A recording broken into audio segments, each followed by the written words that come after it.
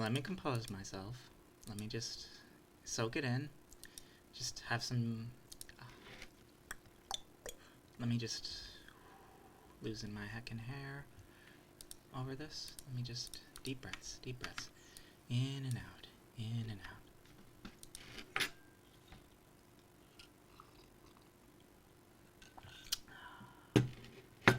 So, in case you guys haven't heard, Blizzard decided to use a Billie Eilish as the music for the Diablo 4 trailer.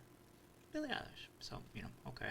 The TikTokers are doing their little dance, In my generation, we had the Tristram theme. I loved Diablo 2, like Brood War. Those were my games before I found WoW. That and RuneScape Classic.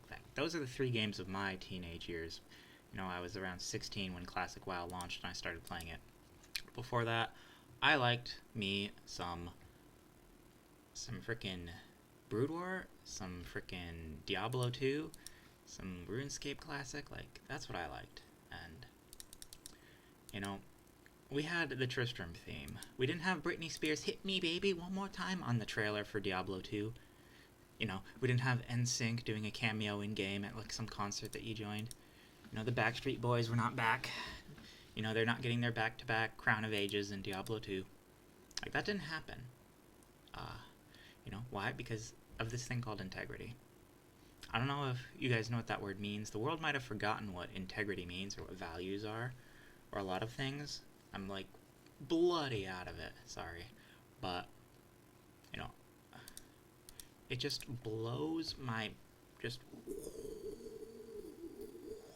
absolutely blows my mind that, that it's some corpo, shill, who got the idea into their head, yeah, I'm just gonna drop this is gonna be the sickest sick that's ever sicked. And it just, your audience isn't gamers anymore. If you enjoy video games, don't play Diablo 4. I'm not going to play Diablo 4. I was on the fence. I'm gonna be honest. I love Diablo. I played Diablo 3 on release, and I enjoyed it. I still liked the game. I got to Paragon 100. I did everything in that game. I made a lot of money off the auction house. I played Reaper of Souls when it launched. I played Diablo 2. I was a little young to play Diablo 1, even me. But, I played Diablo 2. A lot of Diablo 2 throughout my youth. These are childhood memories, so I'm not going to elaborate on them, etc. My experiences were tainted, but this is just a complete desecration of the Diablo franchise. Diablo 3 was bad enough, right? But at least they were trying. They had the rainbows, that was a huge PR fail. That was just dumb. But this is just on another level. This is just blatantly, this product is not for you. If you enjoy video games, do not play Diablo 4. If you actually like video games, you're going to have to find games made by gamers for gamers. At this point in time, it's over for AAA developers. It's over. That's it. It's time to give up. This just simply is not it. You cannot justify actually playing this game because you know what it is. Here, let me tell you exactly what Diablo 4 is. Diablo 4 is a Lost Ark clone that exists solely to milk money out of soccer moms and their kids. That's it. They have Billie Eilish there to do her TikToks so that all the little people will do their TikTok dances and that'll spread the game and advertise it for them. That's why they gave that person 20 million freaking dollar-y dues to get up on stage and do some little dancies, and it's just so foul. It's all just so corporate. Just filth. Just thinking about it, it makes me physically ill. It's filthy. It's just disgusting. I know modern society is based on just disgust. That's it. Just, I'm going to do what I want, and it doesn't matter how disgusting the rest of the world finds me or how filthy I am or what a nasty animal I am. But Diablo 3 is a game not for gamers, it's for nasty animals. So if you're a nasty animal pig, go ahead, play that. Play your bad Lost Ark clone, that doesn't have the appeal that Lost Ark has. At least Lost Ark has anime breasts. Let's be real here. There's some redeeming quality to Lost Ark. There's nothing redeeming about Diablo 4. Diablo 3, it had its problems. It certainly was a flawed product, but it wasn't this. Imagine instead of the Tristram theme, they're dropping the Backstreet Boys in there. I don't even know any other songs. I can't remember any of them. but it's just relevant for the time period. Like using a pop star to try and advertise your grim, dark survival adventure action role playing game. Like, my god, dude. My god. It'd be like if Fallout used like Gargura's version of heckin' Country Roads instead of the John Denver one. Country Roads, take me home. They might as well have with how crap that was for 76, but you get the picture. It's in the same line. Like, it's pay to win. It's garbage. You know, it's going to be pay to win. It's going to be garbage. It's going to have all of these just significant flaws, and my god, dude, how can you justify actually spending money on this product? It just blows my heckin' mind. Like, $100 for this? Like, you know, Blizzard has to make its profits somehow, right? That's their goal. Gotta spend some money to make some money, so they're trying to advertise to the TikTok generation. It's just, ugh. If you're actually someone that enjoys video games, enjoys getting immersed, enjoys the art experience of a video game, like, I can someone explain it to me? Like, what's the appeal in Diablo 4 for you? Other than FOMO? Like, that's it? You're literally existing for FOMO at this point. You're existing to try and get, you know, oh, well, if I play the bloody, you know, I'm gonna miss out if I miss the first season. I won't be able to enjoy all the Battle Pass rewards, like the legendaries from the Battle Pass, or there's gonna be some, like, horsey dude that I have to pay $50 for, but, you know, it'll be slightly more camouflaged than the other random horsey dude, so it's a tactical advantage, but it's not pay to win, it's just an advantage, you know. I'm gonna make a video on pay to win, actually, but my god, is that just disgusting to me. Like, all of this is just filth. You know, you can have the difference between, like, just downright gore and a story being filthy or being unethical is the context. Like anything else, the context matters, and in this case the context is absolute trash. It's pure corporate greed that's taken over a product, is trying to milk whatever remains out of the product, and then they're going to dump it. Like, let's be clear here, after the Activision Blizzard Microsoft merger, if that goes through, there's not going to be, you know, anything left of WoW. They're going to make, you know, the World of Warcraft Xbox exclusive console version, and then that'll be that.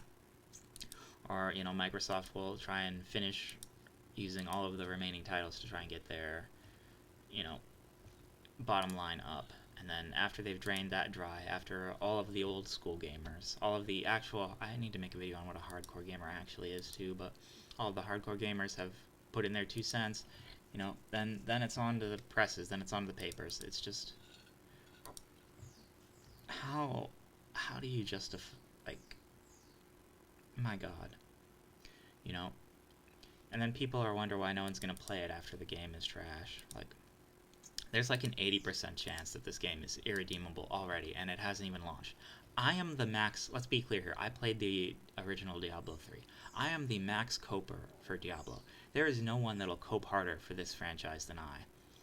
Like, I enjoyed the original Diablo. I enjoyed Reaper of Souls. I played them all for thousands of hours, both. Like, period. I liked those games. I played the original Diablo 2 for untold thousands of hours. I can't even remember because I was too young for most of it. Like, it launched when I was 11 years old or some shit.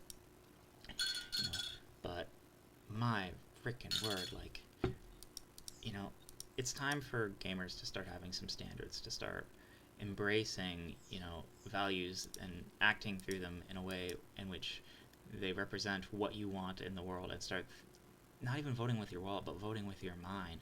Like, it's much more, it's just like, we need to stop the hedonism culture, stop the me, stop everything, and just focus on the video games.